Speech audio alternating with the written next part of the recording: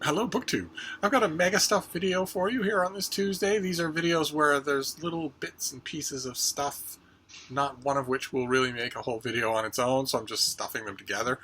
The first thing has to do with just housekeeping for this little book room. This little book room is a rectangle in shape. It's a nice small size. It's not quite as small as I would like it, but it's small enough. And I put you all through the drama last year of the closet in this room. There is a long, tall closet in this room. It's about 10 feet tall. It's about 6.5, 7 feet deep. And I used to fill it with junk the way you do with closets, and then I was Marie Kondoing my life a while back and realized that a lot of the stuff that's in there, and I not only don't want in there, but I don't want it all. So I started throwing stuff away. I firmly believe that closets tend to be places where junk accumulates. Who needs junk? And once I started doing that, and I kept doing it, I realized that I was clearing out that closet completely. And then I decided, well, if you're this close, go all the way, clear it out completely. So I cleaned everything out of it, swept and mopped it all down, and then closed it off. No open closet in this room at all. I fold my clothes and put them on a shelf. I don't use hangers. And all the junk that was in there, I got rid of. So I closed the closet door and put a bookcase in front of it to maximize the number of bookcases in this room. And I was that way for a long time. I was that way for years. And then I thought, but that's wasted space. That's a whole amount of wasted space that nothing is happening in. And maybe that's wrong. Maybe that itself is waste. So I called over some young weightlifters, and they moved the bed, and they opened up the closet, and they cleaned it all out, exhaustively cleaned it all out and mopped it and everything. And what I thought originally was that I would make a reading nook in there, that I would lay down a pile of blankets and pillows and just make it a nook for reading, bring in a few books. And that was the plan until I realized after that was all done and all it was needed was to start using it, that under no circumstances whatsoever would Frida go in there. That my little dog, Frida, absolutely refused to voluntarily go into that space at all. And would let me carry her in there, but then she immediately wanted to leave again. So it wasn't going to work for that. So I thought, okay, well, it's not going to work for that, and close it back up. And then I thought, no, it would still be wasted. What if you took lots of stuff that you do use in the rest of Hyde Cottage, but that you don't use that often, and you actually store it in there? What if you do, in fact, go back to using it for storage, but maybe a little more mindful storage, if there is such a thing? And I've started to do that. But in the meantime, I've had a realization, and the realization was spurred by the fact that we are in the end of August. It doesn't seem possible, but we are. We're at the end of August. Soon, here in Boston, the season will be changing. September will still be hot, intermittently hot, but the evening will start to get cooler, and October will not be hot anymore. And the more I thought about that, the more I realized, well, okay, you've got a deep walk-in closet there that is half full of stuff that you actually do want to store there, that you don't have to keep anywhere else. You can just keep it in there. But most of it is still uncluttered, and the door is open. And that's all well and good now, but it's not going to be well and good when I'm heating this room. When I'm trying to heat this room, I'm not going to want heat going into an open space that I don't use. So the plan has come full circle. I had a muscular teenager over just the other day to move stuff around here, and we spent some time side by side staring at that closet. And he said, dude, you're going to make me do a lot of work, aren't you? And I said, yeah, you and your friends. I'm still pondering what I want to do, but I think I know now what I want to do. I think my original plan was right. I will put storage stuff in there. Stuff that I don't want to get rid of, but that I don't very often use. And then what I'm going to do is close off the closet again. I'll have the boys lift up the bed, close the closet. We'll put a bit of insulation down along the bottom so that none of the heat in this room is going into that space over the winter. And then I'll put a bookcase in its place. Instead of moving the bed back flush with the wall, I move the bed out about 6 or 7 inches to make room for swinging the door. And when the door is closed, that's going to leave a natural space for a bookcase right next to the bed. I will put a bookcase in there, and that'll be that. And hopefully that'll be the last of it. So that's thing number one, is that there's going to be more confusion in this room. A tiny little room, and yet a huge amount of confusion. Thing number two involves the ongoing saga with my mailman. my new mailman. Perhaps I should call him my mail boy or my mail super hottie. Recently, my 1,000-mile stare, battered down civil servant mailman that I've had forever and ever disappeared, and in his place came a massive, wide-shouldered, pillowy pecked, silky-voiced, beautiful young man. And I was flabbergasted, and we got to talking, and I come to know my mail carrier pretty well because I'm here all day long, and because I'm out and about in the neighborhood with the dog all day long, and because I used to get a lot of mail. I still do get some mail. We have some mail in this Megastuff video. And I was planning the next time I saw him to sort of, he's always willing to just stop and chat. And I think if I had his job, I probably would be too. And I was sort of planning to stop and chat with him the next time and learn a little more about him. I know nothing about him at all. But when we did meet up on the hill, Frida took matters into her own hands and rushed over to him. She's met him before, and she has an adorable habit that she does. She remembers people that she's met better than I do.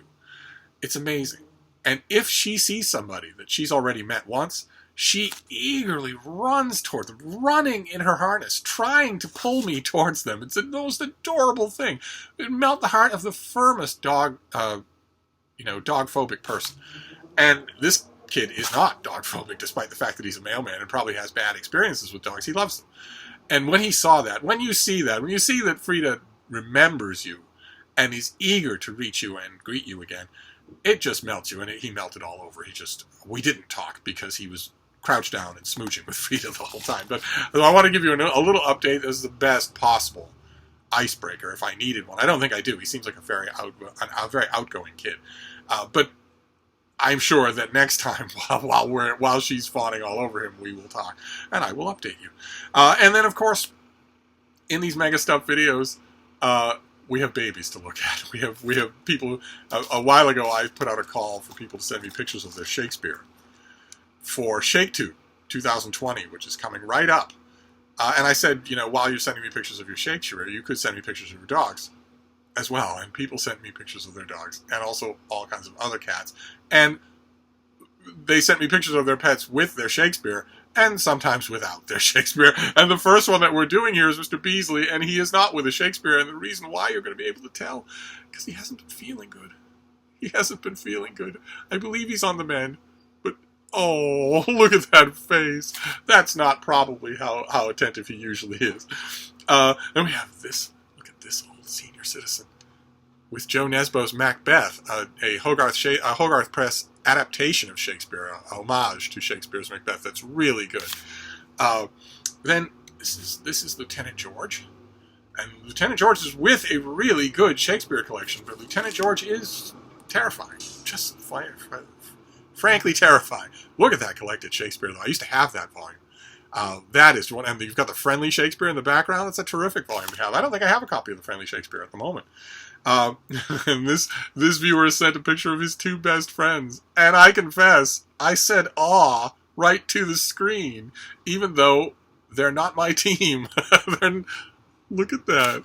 Can you see that? They're sleeping on top of each other. Oh, look at that. I'm no expert, but I believe those are rats, right? Those are white rats. Those aren't hamsters or guinea pig. And one of them is snoozing on top of the other. That is just adorable. Then, what else have we got here? Oh, yes.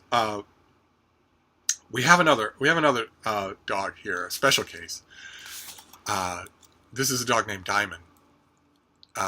And her owner sent me pictures of her across her whole life. Diamond has just died. Her humans, her people, and especially her boy, saw her through a long and happy life right to the end. And this is Diamond at the end. At the beach, at sunset. Let's get the lighting here. Let's make sure we get the lighting. That is Diamond at the end. Very sick. Ready to go. But her owner sent me a happy smile from happier and healthier days. And also this priceless picture. Look at that. Oh, that was Diamond. So I think in the comments field, if you feel so inclined, course, her humans are grieving. And I am too now. Feel free to tell them that she was beautiful. They know it already, but feel free to tell them. That's kind of amazing that that sort of thing is happening with these pictures. And amazing and not at all off-putting. I'm deeply, deeply honored. So those were our baby pictures today, including these two. I'm just getting such a kick out of these two. Because I don't know what you think about having such pets crawl all over you, but the thing I love about that picture is that these two are well loved. You can just see it, and that is great. That is actually the active element in all of these baby pictures that I'm getting, is that I'm seeing pictures of love, which is wonderful. But anyway, those were some more of the bits and pieces of stuff, and then we have mail. I have 2 packages and a box. The biggest box that I've ever uploaded on this channel. I don't know what it is. It might not work. I might not be able to upload this video, but it's enormous. It's not a book. It can't be a book. And it can't be filled with books either, or it would be 500 pounds. I don't know what it is, but we'll get to that last. We'll do the normal mail first. So what is this first one? It's a finished copy of something. That's good. I want finished copies. Oh, no. Oh, you're kidding me. Okay. All right. Well. Okay. Okay. This comes out in late September. I didn't think I was going to get a finished copy of this. This is by Luke Nichter, and this is The Last Brahmin, Henry Cabot Lodge Jr. and the Making of the Cold War. Let me get the lighting here to behave, to try to behave. This is Luke Nichter's biography of Henry Cabot Lodge Jr. Few have ever enjoyed the degree of foreign policy influence and versatility that Henry Cabot Lodge Jr. did. In the post-war era, perhaps only George Marshall, Henry Kissinger, and James Baker. Somebody out there, aren't you? Aren't you? No mention of George Kennan? No? Lodge, however, has the distinction of wielding that influence under presidents of both parties. For 3 decades, he was at the very center of American foreign policy, serving as advisor to 5 presidents, from Dwight Eisenhower to Gerald Ford, and as ambassador to the United Nations, Vietnam, West Germany, and the Vatican. And this book comes out in late September and brings to light previously unexamined material in telling for the first time the full story of Lodge's life and significance. Okay, I know a lot about this person. I know a lot about this the troves of sources that this author had to consult. Who is this author? Oh, he's young. Professor of History at Texas A&M, Aggies and Maggies, in Central Texas. And he co-edited the Nixon tapes. Big, gigantic book. He co-edited it with Douglas Brinkley years ago. Okay, well, great, fantastic. I am pretty sure that somewhere I have an e-copy of this, but I am very glad to have the finished copy. This is going on the list for this week, this weekend, something like that. This is an immediate read. Fantastic! What a start. Okay, how are we doing for light here? Are we doing for light? You would be able to see my face. Let's see what this next one is. Also a finished copy. Oh, fantastic. Okay, great. Oh, baby. Oh, the bean. You haven't seen a bean. There she is. Oh, so. Okay, this next one doesn't have a pub sheet. This is probably coming out in September.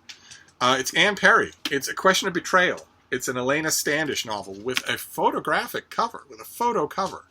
Not just photograph. I know she's taking a photo, but this is a photo cover. That's kind of odd. Has there ever been an Anne Perry novel that had a photo cover? This probably comes out in September. Let's see what we have here. Britain's Secret Intelligence Service, MI6, has lost contact with its informant in northern Italy, just as important information about the future plans of Austria and Nazi Germany is coming to light. And young Elena Standish, to her surprise, is the only person who can recognize the agency's man, because he is her former lover. Aidan Strother betrayed Elena 6 years ago, throwing shame on her entire family. Now, with so much to prove, she heads to Trieste to track down Aidan and find out what happened to his handler, who has mysteriously cut off contact with Britain. Okay, so maybe I'm a little bit behind here then, because I don't know the Elena Standish series by this author. I know the Thomas Pitt and the William Monk books. Oh, okay, because the Elena Standish books, there's only been one other, Death in Focus. Did any of you read Death in Focus? I'd love to know what you make of this series. So this is the author moving her murder mysteries to a generation forward in time, right, to the 1930s and 40s. Interesting. Interesting, and it's a finished copy, so it'll be soon. What I'm doing now, since I'm getting a lot of these things shipped straight from the warehouse, so they don't have pub sheets tipped into them, what I'm doing is I put them on my new shelf, and then I periodically just bring the laptop over there and look a bunch of them up and stick papers in them, giving me the dates, so that I'll have to do that for this one. So those are the two books. We have a novel by Anne Perry. She's sort of a proven factor to me. I know that I like her. And a biography. A biography of Henry Cabot Lodge Jr., The Last Brahmin. That's great. And then we have a box. And it is enormous. It is just huge. So it can't be books. I don't know what this will be. If this is something that I'm not supposed to open on camera, then I won't upload this video. I'll make do with something else. But maybe this is something that I can. Let's see here. What is this, baby? Look at this. It's so big I can barely fit it in a little book room. What have we got here? Let's see. Correct the lighting. A lot of packing paper. Okay. All right. There's a box within a box. So let's put the really big box out of the way here. There's a smaller box inside the bigger box. What that could be? There's a warning sign on it that says, "Do not handle with a knife." Believe me, I'm not going to do that. If you can't feel your fingers, you don't use knives unless you absolutely have to. So let's see what is in this smaller box. It's a wrapped package of some kind. Okay, we'll put the smaller box out of the way. The bean is frantically curious. What is this? What is this?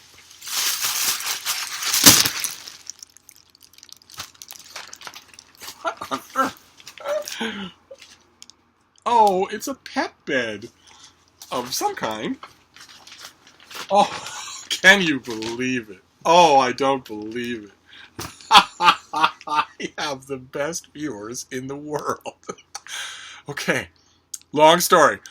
The other day, I mentioned that the mattress that is on this ancient metal box spring, this metal box spring is 150 years old, and there's no mattress that fits it. So the last time I got a mattress, I got the smallest one the store had, and it still overhangs this box spring by a bit. So at the bottom, the mattress overhangs just a bit. And Frida has taken to spending a lot of time when she lays down on the floor in this room. When she's not on the bed with me, she's underneath the overhang of that mattress. And I theorized on camera that maybe that means she likes the enclosure just a bit, that she likes the space of the enclosure just a bit. And one of you got me an enclosure for her. Look at this thing. It folds, right? So you get it as a folded thing, but it opens up into an enclosure. You put it on the floor like this, and it's an enclosure with a pillow that goes on the inside and makes a little dog home for in case Frida wants to spend time in there. Good Lord. Okay, so I'm going to... it's not a book. I'm going to... what is this, baby? Huh? What is this? She's extremely curious about it. I don't know if you can see that. She's extremely curious about this thing. I don't know how this will work. I don't know if she'll voluntarily go inside it. But I will give it a try. I will certainly give it a try and see. Boy, if she ended up liking this thing, that would be wonderful. Oh, whoever you are who sent this, I can't thank you enough. Good Lord. Okay, so, baby, you have a bed. You have an enclosure, a little doghouse. Look at this. It's got a little embroidered dog on it. How wonderful.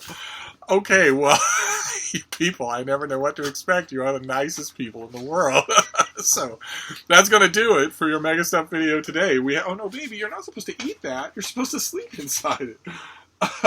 You're supposed to sleep inside it, baby. So that's your Megastuff video. A pointless update on the room, a pointless update on my Mega Hottie Mailman, a couple of interesting books, probably read, I'll go on the reading list for today or tomorrow, and a dog bed. A dog bed that is also a dog house. It's a dog enclosure if you can get the dog to go inside. I'll see if Rita will do that. Incredible. So I'm going to wrap this up for now, but I'll be back. Thank you, BookTube.